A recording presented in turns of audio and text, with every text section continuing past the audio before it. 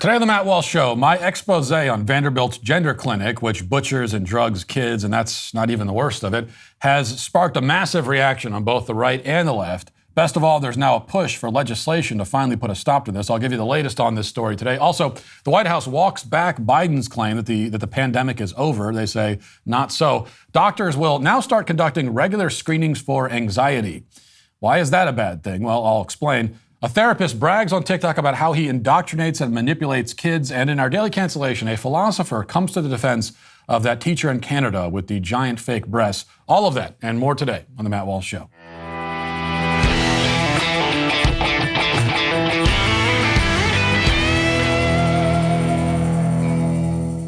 Inside every progressive is a totalitarian screaming to get out. And the team at Front Page Magazine has been unmasking these totalitarians since the earliest days of the internet. Founded by David Horowitz, a former red diaper baby and new leftist who ultimately became an enemy of the left and a best-selling author, Front Page Magazine has spent over 2 decades combating the radical left's efforts to destroy America.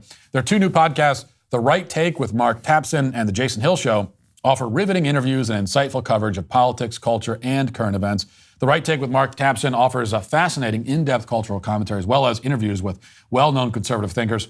The Jason Hill Show offers thoughtful, deep dives about the ideologies of the radical left and interviews with renowned intellectuals like Peter Wood and Bruce Gilley. It takes a village to combat the radical left's efforts to destroy America. That's why, as a fan of my show, you should also check out these guys over at Front Page Magazine by visiting frontpagemag.com. And while you're there, support their cause by making a tax-deductible donation. Inside every progressive is a totalitarian screaming to get out, and no one understands that better than the team at Front Page Magazine. So go to frontpagemag.com today. We moved to Nashville about 2 years ago and have grown to love the city and the community here. But when I found out that my local hospital, Vanderbilt, drugs and mutilates kids, I knew that that's not something we could tolerate. I don't really want to share this city with groomers and butchers. The town isn't big enough for both of us, you might say. So we decided to investigate the hospital. And I admit that I'm no journalist, but if the actual journalists aren't going to do their job, then it falls to me and to others on the right, like Libs of TikTok and Chris Rufo and others who have been working to expose the horrors of gender ideology.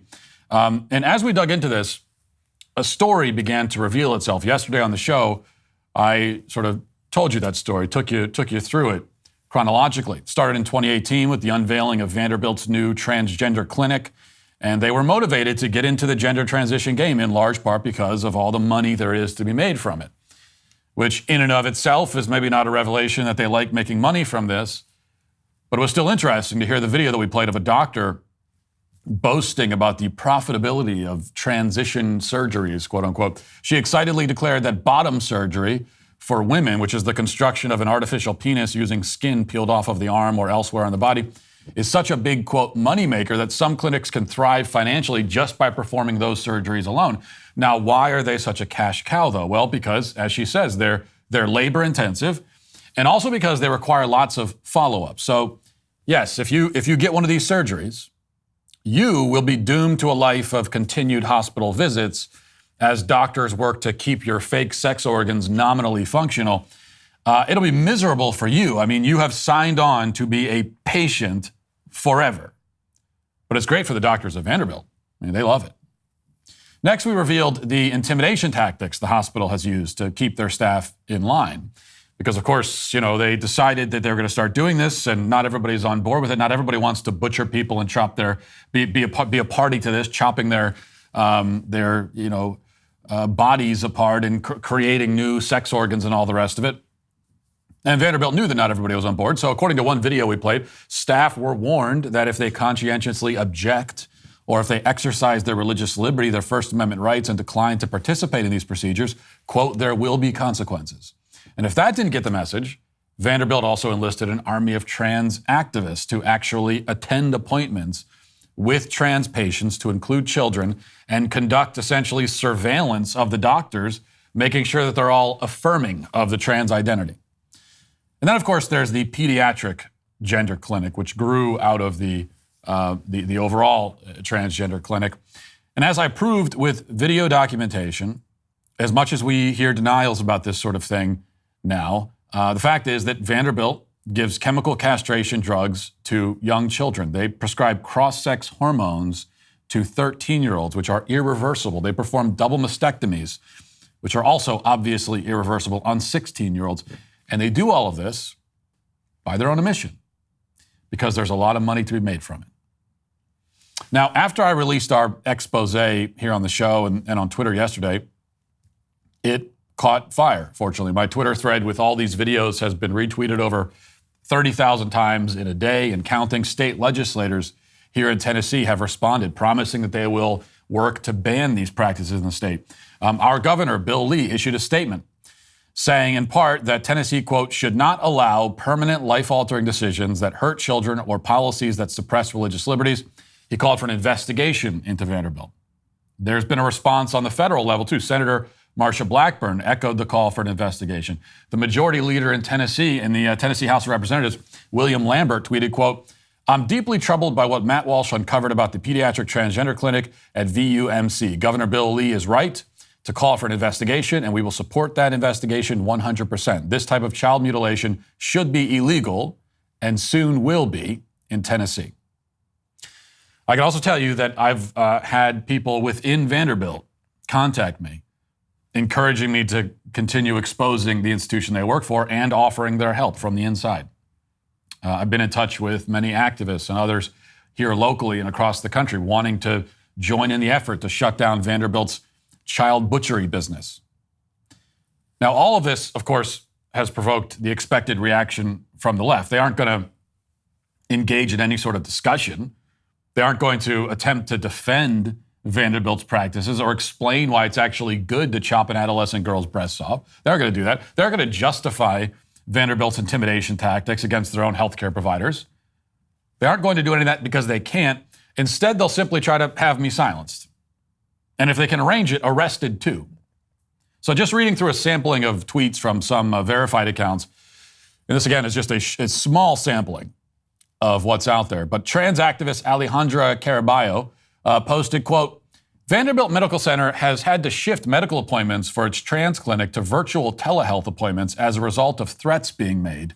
Matt Walsh is inciting a terror campaign against a hospital and disrupting care. He will get people hurt or killed. This, of course, is the common theme. You're going to get people killed. You're killing people by factually reporting on what this hospital is doing.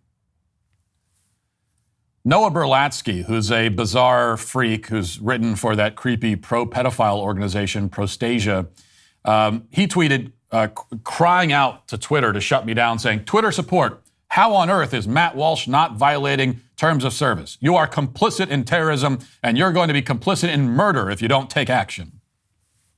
This sentiment was echoed by Leah Torres, who's an abortionist, who, by the way, if you maybe recognize the name from a while ago, she was the abortionist who once bragged about cutting the baby's vocal cords during an abortion so she can't hear them scream.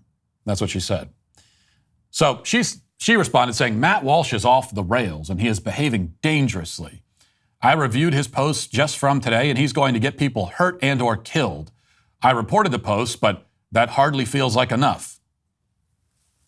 Now, of course, coming from her, accusing me of getting people killed, I can't even tell if she means that as a compliment. She then tagged the FBI, of course, because she wants to get the FBI involved. And so did a leftist creep named Zach Hunt, who says, hey, FBI and Justice Department and MNPD Nashville, Matt Walsh is targeting Vanderbilt Hospital the same way he targeted Boston Children's Hospital.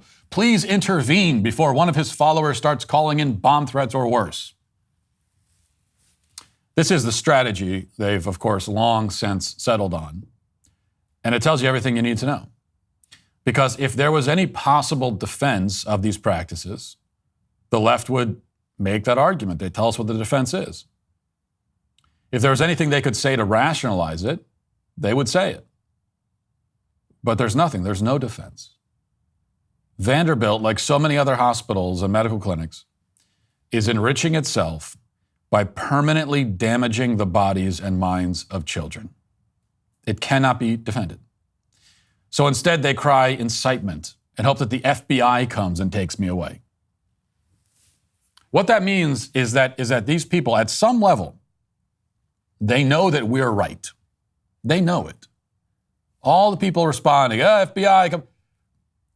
They all at some level know that they're the bad guys here, which makes them even bigger bad guys. Makes you even more evil when you're aware of how evil you are.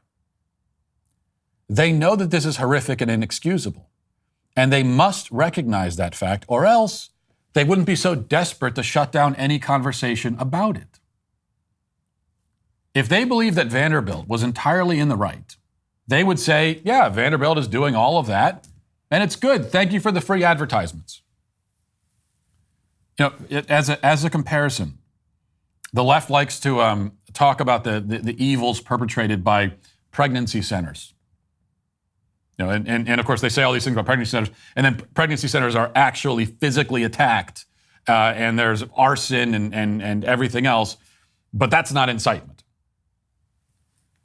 But here's the interesting thing: if somebody on the left were to post a long thread going through, picking out any pregnancy center and saying, look at what this pregnancy center does, and then they post an accurate description of all the resources and all of the practices of this pregnancy center, as a supporter of pregnancy centers, I would say, great. Yeah, that's exactly what pregnancy centers do. Thank you for letting people know. Please post more like this. As an advocate and a supporter of pregnancy centers, I am proud of that.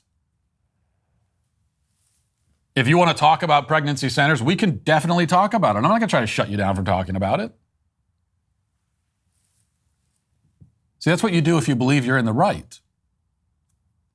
If you believe you're in the wrong, then you literally call the police and try to have me thrown in a jail cell just for factually reporting about what this institution is doing and who they're doing it to. Now, as for Vanderbilt's response, they have so far issued no statement, except they did, in effect, issue a statement when they took down their website for their transgender clinic. Now, when I say they took down the website, I mean the whole site. They deleted the entire site, getting rid of all the evidence. Now, unfortunately for them, we anticipated that, and we spent the previous week archiving, saving videos, and taking screenshots, so we have it all. It's too late to get rid of it, guys. We have it. I mean, what I posted yesterday, talked about on the show, that's only a small fraction of what we have. We have the rest of it. But up until now, I mean, how do we get a hold of this stuff? Because up until now, they were posting everything online with reckless abandon. We didn't dig through their trash or secretly film them to get this footage. They filmed it and posted it. The footage of their doctor threatening reprisals for conscientious objections was streamed live to Facebook and then published and posted there and kept there for 2 years. Same for the video of the woman admitting to Vanderbilt's greed and profit motives. Streamed it. Put it on Facebook. Didn't even take down the stream afterwards. They didn't even say to themselves, oh, well, she went a little off script there with some of this. I think we're going to take this down. No, left it up there. For years, these people did whatever they wanted, and they did it out in the open without fear of pushback or of criticism. But those days are over. They're over, and they're never coming back. So if you're in the gender butchery business, you ought to know that. You operated with impunity for a while, but now that's done. I am not satisfied to simply report on what Vanderbilt is doing. Like I said, I'm not a journalist. I will act the part if I have to, because the real journalists won't. But no, I have an opinion here. I have a perspective. I have an agenda. The agenda is protecting kids and exposing horrors and atrocities where they're happening. And the other part of the agenda is to shut this down. Okay, we're going to put a stop to it. We're going to put a stop to it. We're not going to allow this to happen to children. We're going to make this illegal. That's what happens next. And we're just getting started. Now let's get to our 5 headlines.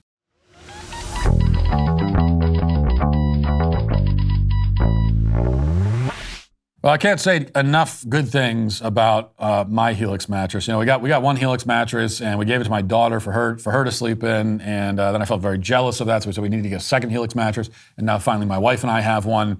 You can get a great night's sleep on a Helix mattress, and if you want to see it for yourself, well, Helix has several different mattress models to choose from. They have soft, medium, and firm mattresses. Mattresses great for cooling you down if you sleep hot. Mattresses great for spinal alignment to prevent mornings, aches, and pains, and even a Helix Plus mattress for plus-size sleepers, very important as well. They also have a sleep quiz that matches your body type and sleep preference to the perfect mattress, because why would you buy a mattress made for someone else? So if you're looking for a mattress, take the quiz, order the mattress that you're matched to, and wait for the delivery. Your mattress will come right to your door for free. You don't ever need to go to the mattress store again. They have a 10-year warranty, and you get to try it out for 100 nights risk-free. They'll even pick it up for you if you don't love it, but you will, I guarantee it. For a limited time, Helix is offering up to $350 off all mattress orders and 2 free pillows for our listeners. This is their best offer yet, so hurry over to helixsleep.com/Walsh. I should also tell you that this is one more reason as we're working on this with this story with Vanderbilt, and as I said, this is just, you know, we have good plans here. I can't lay them all out yet, but that will come soon, and this is really just the beginning. You know, we are exposing this in Tennessee because this is where we live. It seems like a logical place to start, but it doesn't end there. But I should tell you that, and this is the truth, that we cannot do any of this without our members supporting us. And you might think, well, you know, why do you need memberships to post a Twitter thread about this? Well, this is hours of research and manpower that goes into something like this. Because even though they post all this stuff to the internet, it's a lot of stuff to sift through. And most people just don't have the time or the energy to do it, which is one of the reasons why they've gotten away with it for so long. And that's something we're able to dedicate the resources to directly because of our members. So if you are a member, thank you for that. Thank you for enabling us to fight back in this way, in a way that's meaningful, to actually try to make a difference. I sit here every day on the show talking about all these awful things happening in the world, and it gets exhausting at times. I'm sure it gets exhausting for you in the audience, which is why it's such a relief to know that we can actually do something about it, to take some of these things and say, we're not just going to talk about them. We're going to talk about them first to raise awareness, but then we're going to do something about it. All of that is possible because of our members, so thank you to our members. And if you're not a member yet, we encourage you to think about becoming a subscriber and join this team, this movement that we're building. So go to dailywire.com and get a membership today. I want to begin with this in our five headlines. Turning Point USA has this report on their website. It says, Dylan Mulvaney is a man who began publicly identifying as a female just 191 days ago and demands others use she, them pronouns when referring to him. He was invited to speak at the 2022 Forbes Power Women's Summit. Mulvaney posted about his experience going to the Forbes conference, where he spoke on a panel with 2 women about his transition journey, as well as the social media to mainstream pipeline. The problem with his appearance is the simple fact that he is indeed a man, not a woman, who presents himself as an over-dramatized parody of a female. Now, we have the tweet from Forbes where they posted, an image of this Dylan Mulvaney character, and at Forbes Women says, Dylan Mulvaney speaks about collaboration and authorship at the Forbes Power Women's Summit. So this is someone that they've invited to the Women's Summit as a speaker to address women. And I want to show you, this should just give you an example of the kind of thing that Dylan posts. Again, as you heard there, just started, quote, identifying as a woman like half a year ago, okay, about 6 months ago. And what does that mean for him? I mean, what does being a woman mean? Well, here it is. Let's find out. Day 66, being a girl, and today I'm in nature. Trees, I love them. Water, lakes, I love them. Heels, they're my hiking heels. I love them. Okay, come on. Bridges, love them. Coconut water, love it. Not an ad, just love it. Wind turbine, love it. Meadows, love them. This is supposed to be what women do. Is this a woman or is this like a woodland elf? Love ya. Okay. Oh. Did you see that? I gotta get out of here. Yeah, this is all kinds of appropriation. All right. There's a dragonfly. Oh my God. Okay, there you go. Never again. Get me out of here. So that's Dylan Mulvaney's journey becoming a woman. And I only show you that because, again, this Forbes invited that person to be a speaker at a women's leadership summit. An utter cartoon, right? A total mockery of womanhood. And every time I see something like this, I think, like, have you ever met a woman? Have you ever even met one?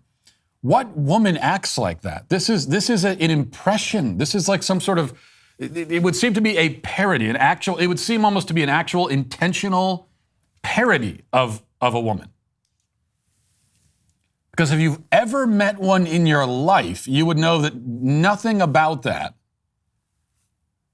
strikes me as remotely feminine. This is what they turn women into they turn them into flamboyant gay men. What do you know? Big coincidence.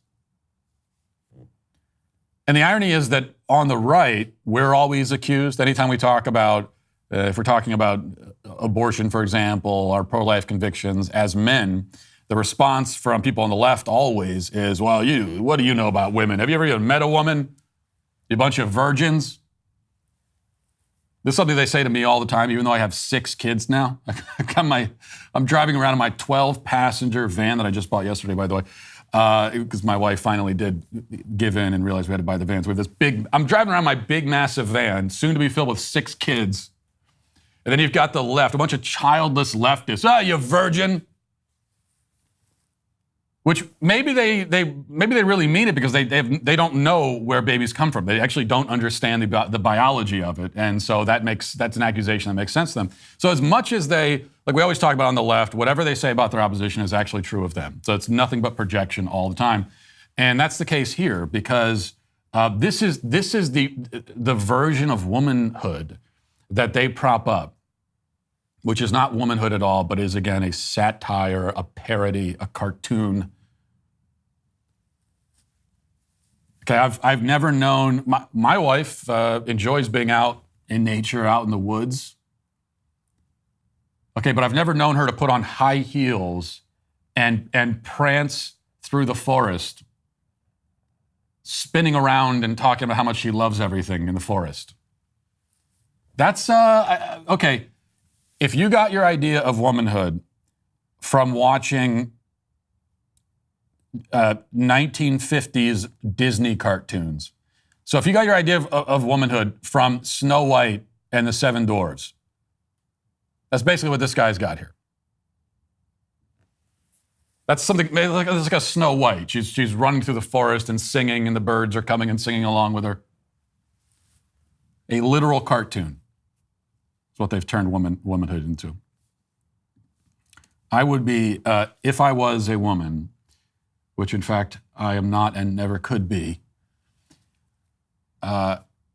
despite popular misconceptions, I would be deeply offended by that sort of thing. That would be offensive to me, to be portrayed in that way. All right, Joe Biden announced a few days ago that the pandemic is over. He announced that on 60 Minutes, but his administration isn't quite ready to give up the pandemic yet. They still have COVID coordinators on staff, for goodness sake. They're using their pandemic powers to ram through unconstitutional measures, and they probably have some more they want to do with that power. So they need this. They need the pandemic. They're not ready to give it up.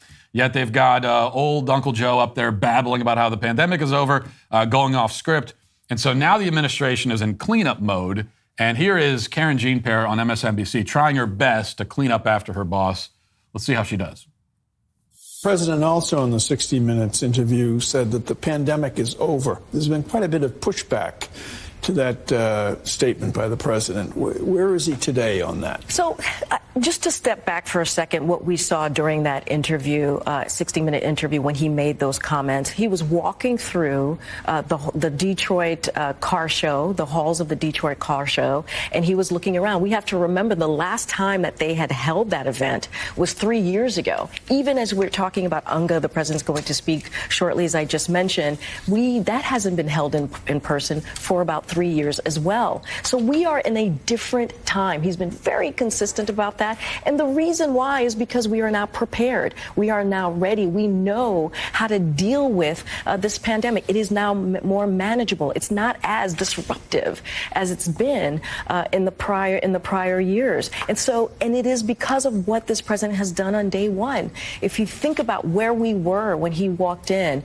3,000 people were dying a day. That has come down 90%. You think about schools were closed. Now schools are open. Think about businesses were closed. Now businesses are open. And it's because of the work that this administration has done. Now, what he has been very consistent about is that we have to continue to have a front foot on this. So we have the funding so that we are ahead of this, of any other, as we look at future vaccines and future treatments, we need to make sure that we are ready for that as we're also leading, as we're talking the backdrop of UNGA, as we're leading globally as well.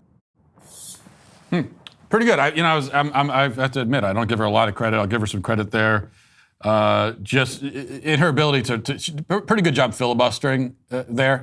Keep on talking to stop them from asking any follow-ups. Not that they would have anyway, because it's MSNBC and they're all on the same team.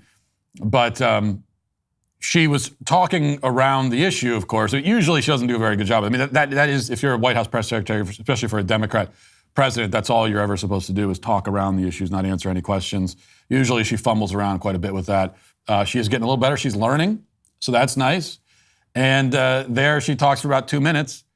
But in summation, if we were to summarize everything she just said, she is claiming that her boss, the President of the United States, was wrong. She's saying, no, he was wrong about that. The pandemic is still ongoing. She didn't come out outright and say it, but that is in fact what she said. Her spin is that, well, the pandemic still happened, but it's under control. And so when he said the pandemic is over, he actually meant that the pandemic is not over, but it's under control. And why did he say that? Because he was walking around at a car show. I don't see the connection. Well, of course he thought the pandemic was over. He was walking around at a car show. And he saw a bunch of empty cars and he didn't see COVID in them. So he thought that's what was happening. He thought there was no COVID. So her explanation started a little bit rough, but she pivoted away from the car show and then just started babbling about COVID response and all this stuff like that. That's where we got to what her job is. All right. So I want to show you this segment and this is from NBC, about the supposed right-wing effort to ban books. We hear a lot about this now. In fact, this is from CNN. How do you tell the difference anyway? We're constantly hearing about how on the right, we're out there just burning books, banning books.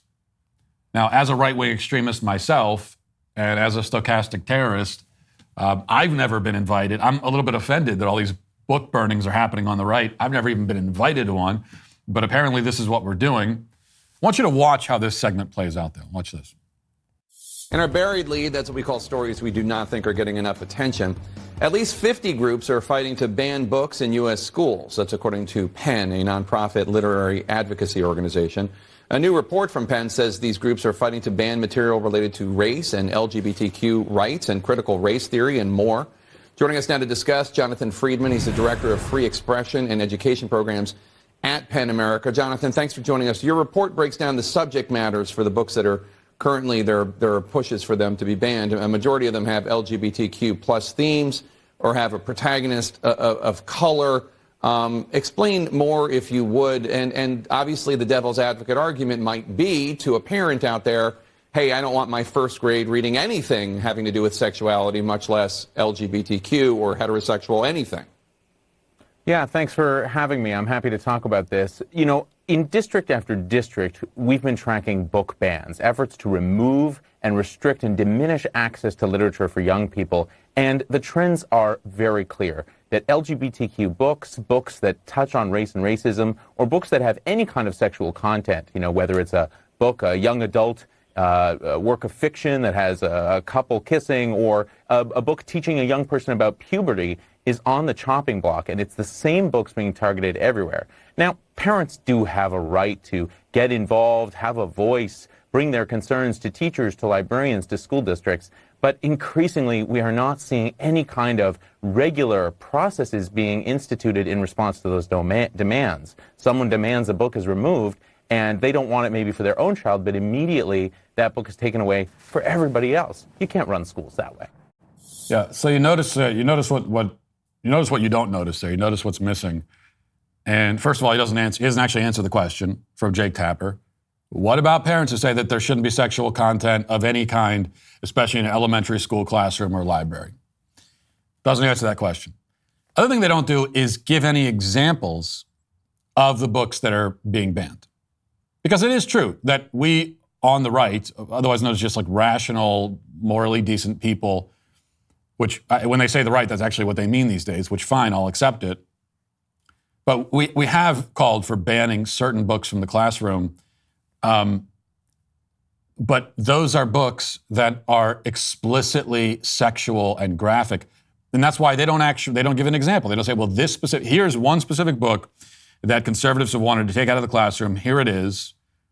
Much less do they show you any of the images from these books. They're not going to do that, because if they did, even the average CNN viewer would see it and say, what, that's in the classroom? Are you kidding me?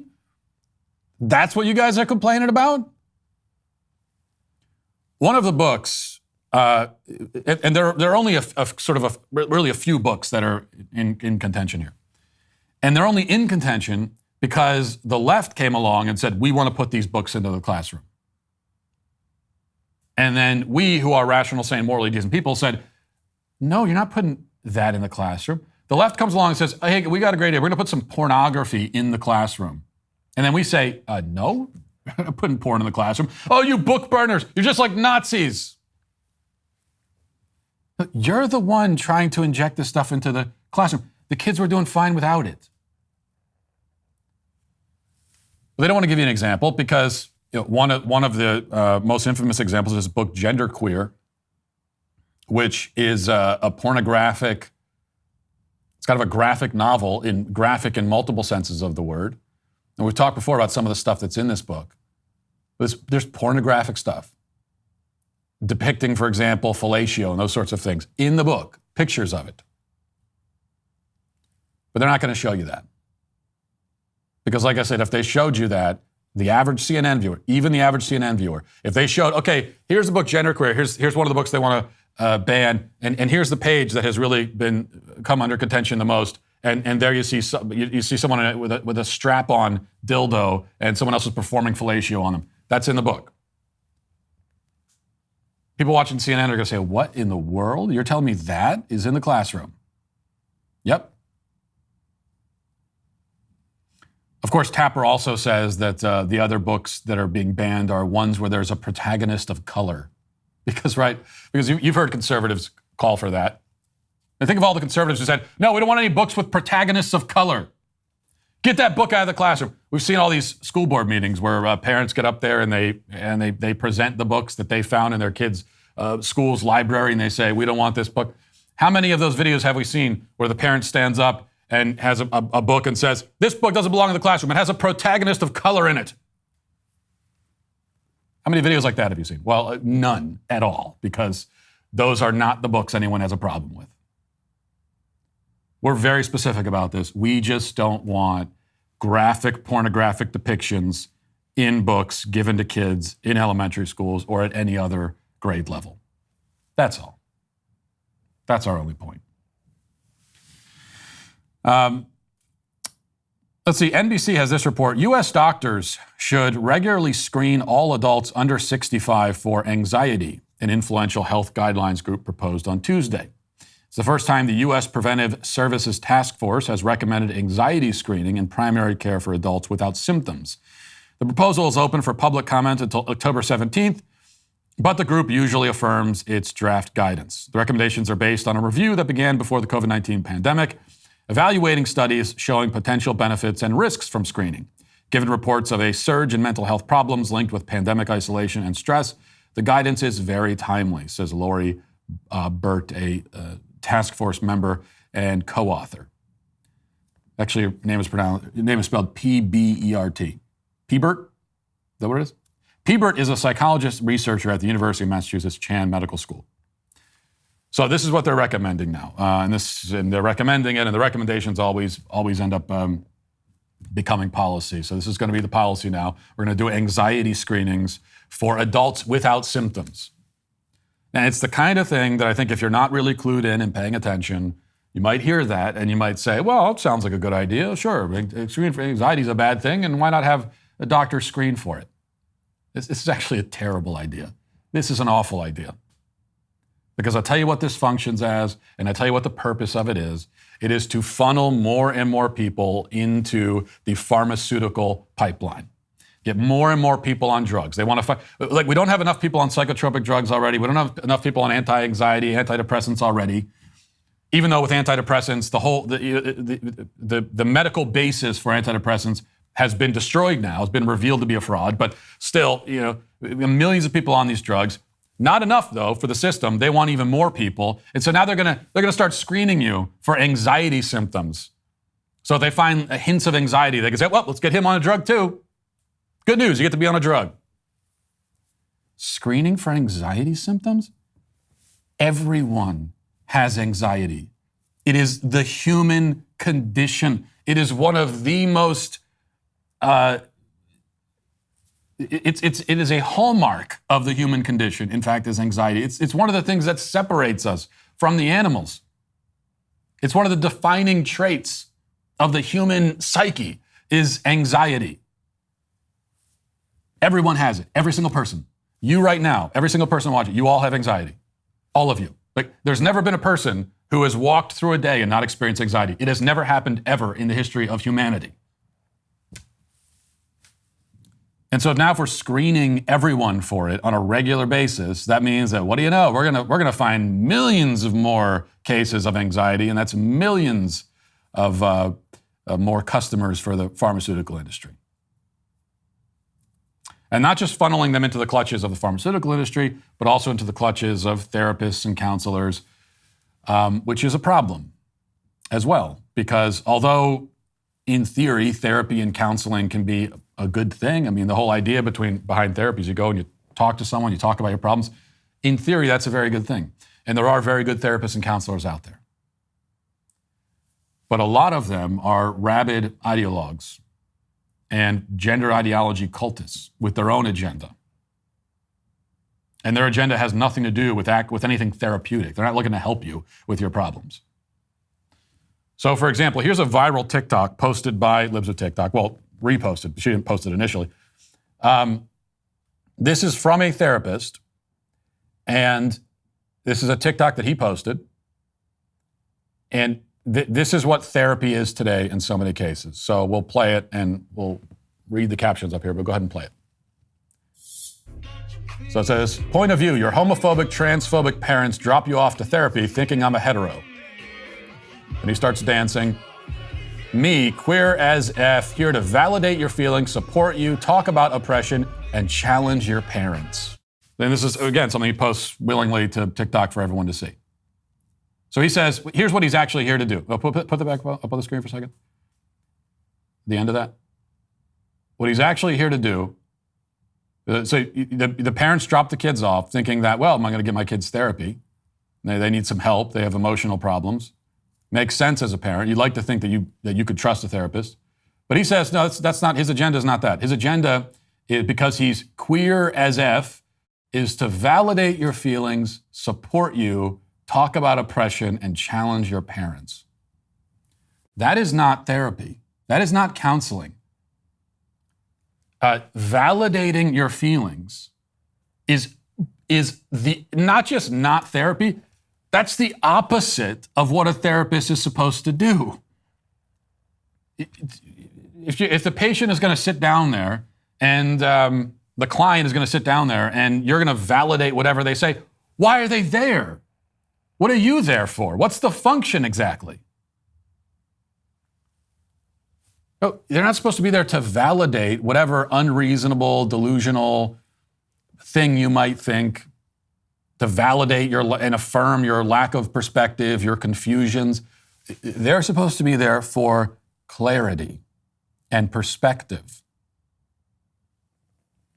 And if a child isn't getting along with his parents, the therapist is supposed to help heal that relationship, help the child see more clearly, help the child understand his feelings and his thoughts, and help to heal the divide between parent and child.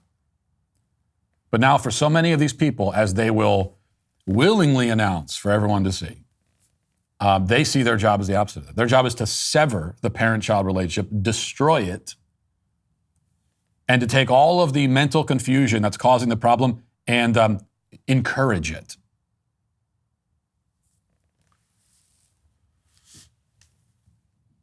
And there's going to be more victims as we start screening people for anxiety and depression and all these other things. That means sending them more into therapists. And then what happens? So someone gets screened. Maybe your kid gets a little anxiety screening, and the doctor says, "Yep, got some anxiety. Let's get him on drugs. Send him to a therapist." Sits down with the therapist, and the therapist says, "Well, I've figured out what your anxiety is all about. It turns out that, you think you're a boy, but you're actually a girl. That's what the anxiety is. And your parents will tell you otherwise. Don't listen to them. They're a bunch of scumbags, and they're oppressive and bigoted. Don't listen to them." This is the process. This is how you trans an entire generation, which is what they're doing right now. All right, let's get to the comment section. Who makes a Twitter mob fly off the handle with rage? Who's to blame? It's a sweet baby gang.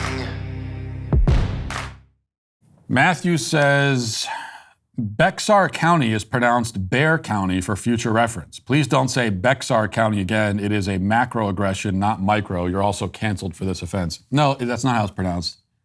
And there are many other comments too, because I talked about Bexar County and the Democrat sheriff down there that wants to arrest Ron DeSantis. All these comments, it's pronounced Bear County. No, you're wrong. Okay? You live in Bexar County, and you are actually wrong about how your own town is pronounced. I am telling you as an outsider how to actually pronounce it. Bexar is not pronounced bear. There's no version of the English language that would arrive, that can make bear out of Bexar. It's Bexar. Hate to tell you, you've been pronouncing it wrong this whole time.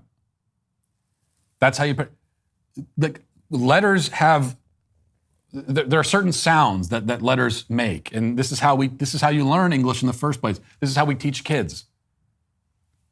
And I know English can get a little funky sometimes, and you've got silent letters and all these different things, but there have to be limits to it. Okay, you can't. We have to draw the line somewhere.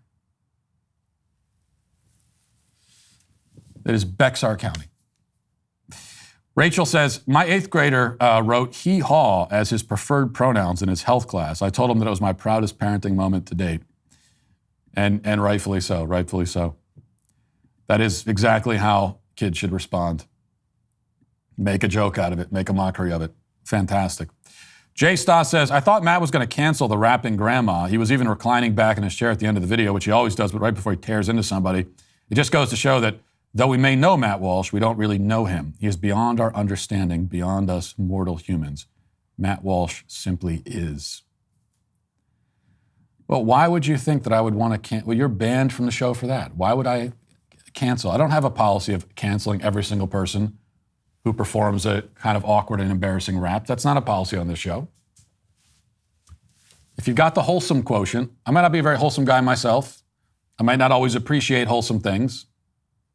But you know what? Wholesomeness can go a long way, I think. You can get away with a lot if you're wholesome. And the grandma, she was wholesome, and so it's allowed.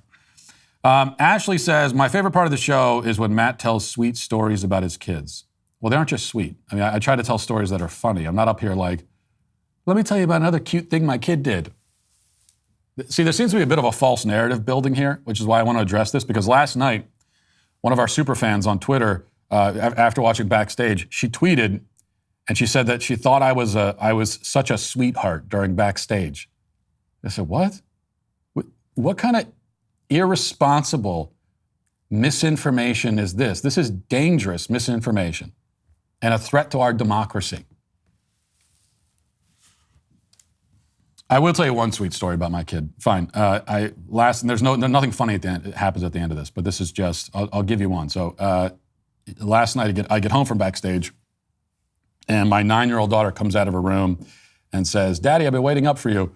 I need to show you something." So she was waiting up to show me. So she waited. It's like 2 hours she was waiting up, and then I go into her room. She hands me her little notepad where she had written a song, and she waited up for like 2 hours to show me the song that she wrote.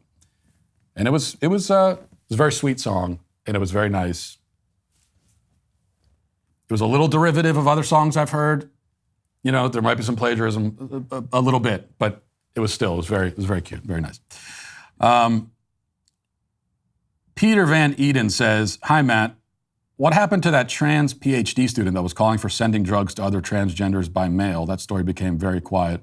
Eli Ehrlich. I have not forgotten about that. I can tell you that. That's just like Vanderbilt. This is not something that I'm going to forget about, because that's part of the story. So we have the ways that kids are legally right now drugged and mutilated, and we got to do something about that. But then even when you stop it from happening legally, I mean, that's going to save a lot of kids in and just on its own. But there are also the underground black market operations. Eli Ehrlich is one example of that, not the only one. So that's something we're working on too. I'll just tell you that. We haven't forgotten about it. I'll also say that not everything can be achieved by talking about it publicly. Heberth Alvarez says, "Careful, Matt. Ben is trying to commit facial hair appropriation. You can't let him appropriate flannel." No, I did see Ben backstage last night, had a little bit of facial hair going on. There's no appropriation here. I always welcome. I'm very tolerant and welcoming and inclusive in the bearded facial hair community, and I welcome anybody in. I welcome anybody in as sort of like a long lost brother, you know. So I think that's a wonderful thing. And finally, Adam says, "Matt, I appreciated your discussion about porn during Backstage last night, but I thought you personally came off as holier than thou and judgmental to those who struggle with watching porn." With respect, if you thought that from watching the discussion, then I can only think that you weren't watching it very carefully. Just because we're talking about something and saying that it's bad and we shouldn't do it, that's not holier than thou. Holier than thou is if I were to stand up and say, "I am better than all of you and I follow my example." That's not how I approach any conversation. We're just talking about the issue. And there are some realities with pornography, and none of the realities are good. It is a dirty, shameful, awful thing, which is why men who suffer from porn addiction want to get over it. I mean, they know this. They don't need me to tell them that. And they wouldn't disagree. I think, and you should, that was the members block of the Backstage last night, which is another reason to become a member, so you can watch great content like that. But I thought it was a really interesting conversation. And I enjoy Backstage the most when we get into kind of debates and arguments.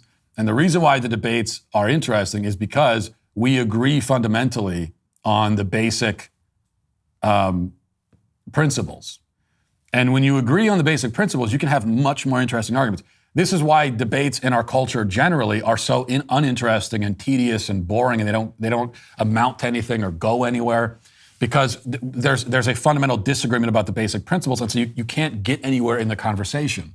You can't get past square one because you're living in two different universes. But when you can agree on the basic principles, then it allows you to get a little bit deeper into the weeds and talk about more interesting things. And so that was what was happening in that porn conversation. I'm not going to rehash the entire thing. I will just reiterate a point that I was trying to make in that conversation, which is that, well, there's two things. There's this idea that, well, all men look at porn and there's nothing that can be done about it. Everyone looks at it, and you can't really stop men from doing it. Men can't stop themselves. That wasn't said exactly in the conversation, but there's this idea in general that you hear sometimes, and I reject that. I reject that it's this automatic, uncontrollable thing. I reject it. It's not true. It is in fact possible to not look at porn. Now, if you have an addiction, and especially if you've been immersed in this addiction from childhood, and your fundamental notions of human sexuality have been warped and perverted by this filth that you've been swimming in from a young age, then getting past that is very difficult. But it is possible to not look at pornography. As a man, it doesn't have to be part of your life. It's not a judgmental, holier than thou statement. I think that's a message of hope. You don't have to. This doesn't automatically come with the territory. It is possible to have a life totally free of this filth. That is possible, very possible. But then the other part of it is that I think we have to validate, to use a leftist term there, validate the feelings of women and of wives who feel totally devastated and destroyed by their husbands looking at pornography. I mean, the way they see it is when their husband's upstairs looking at other people have sex while she's down taking care of the kids. I mean, she sees this as a total betrayal. And I agree with her. She should see it that way. She's not crazy for seeing it that way. That's how men should see it. It gives you all the more motivation to try to free yourself from this. Because when you look at porn, especially if you're a married man, that is not a victimless crime. It's not neutral. You're actually hurting people. I mean, you're hurting yourself, and you're hurting your family and your wife and your kids. You're hurting everybody that's closest to you, people you love the most. So that's the point I wanted to make. I'm not sure where you see the holier than thou in that. There are two ways to absolutely stop the left in its tracks. Their first is to point out their lunacy. The second is to take as much money away from them as possible. And if you're a regular listener to this show, you're doing the former. If you made the decision to stop supporting Harry's or Gillette and go to Jeremy's Razors, then you're doing both now. But if you haven't heard yet, we've got a brand new incentive for you. It's the Jeremy's Razors Contest for the Car. Why do we call it that? Because it's a contest for a car. Here's how it works. For every person you refer, whether they buy a Jeremy's Razors kit or a Daily Wire annual membership, you both get points in the race to win the God Kings McLaren. If someone from the Sweet Baby Gang wins this thing, it'll warm my heart. So get out there and start hustling. To sign up and start competing, go to jeremysrazors.com/play. The race for the car ends on November 1st, so get into the competition today. See terms and conditions for complete details at jeremysrazors.com/referral terms. The program is open only to legal U.S. residents residing in the U.S./D.C., excluding residents of Colorado, Connecticut, Maryland, Puerto Rico, and U.S. territories and possessions 18 and older. Remember, friends don't let friends shave with woke razors. Now let's get to our daily cancellation. So you have at this point certainly heard the story about the teacher in Canada who enjoys wearing giant prosthetic breasts to class, acting out his perverse sexual fantasies in front of his students. In fact, he forces them to participate, in effect, in his fetish against their will, just by being there. The story has resonated because I think it's so disturbing and weird and shocking. That's one reason why it's caught people's attention. Nobody could have predicted it exactly, but I think this pervert in Canada with his giant fake breasts may serve as a turning point for the culture, because people can finally see where gender ideology leads. Even those who, to this point, generally went along with it, using preferred pronouns and so on, all in the name of being polite. They wanted to be polite. Now they're beginning to notice the slope that they're rapidly slipping down. Because if you start affirming everybody, no matter how degraded their self-perception might be, you quickly end up with things like this. You end up with fetishists wearing sex aids to school. And that's far from the worst of it. But not everybody is ready to condemn the man with the fake breasts. Peter Boghossian, who bills himself as a philosopher, tweeted a picture of the infamous fetishist along with the caption, quote, "Most people have strong moral impulses about whether this individual should be allowed to teach their children in a public school.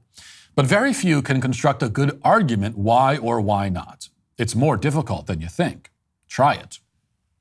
Well, actually, Peter, it's not difficult at all. I mean, you might as well claim that it's difficult to come up with an argument against setting puppies on fire or torching nursing homes. It is very easy to explain why these things are bad. In the case of the teacher, I can do it in one sentence. You shouldn't act out your sexual fetishes in front of children. There, done. I could add to that you shouldn't act out your sexual fetishes at work at all, even if you don't work with children. You shouldn't act them out in public. So there are 3 good arguments against this behavior. That's only a very partial list. But what is Peter's actual point? I mean, why is he pretending that the freak with the big fake boobs presents some sort of complex moral dilemma? Why is he acting like this is something that Greek philosophers might have written about and argued about? Perhaps Aristotle wrote a treatise on fetish gear in the classroom. I'll have to check, I'm not sure. Well, I think that what we really see here is, first, the insistence that we cannot condemn anything unless we're able to come up with a universal, generalized, overarching principle for everything, and that if there are any potential exceptions at all to the principle, then the condemnation is automatically invalid. So this is the idea. You can't condemn anything you have to have, unless you have an overarching general principle that applies to it. And if there are any exceptions to that principle, then the principle no longer holds. This is the attitude on the left, which is why you can never get them to talk about any specific thing. Immediately, they'll go to the exceptions, which are supposed to negate whatever you said about the specific thing that was not an exception.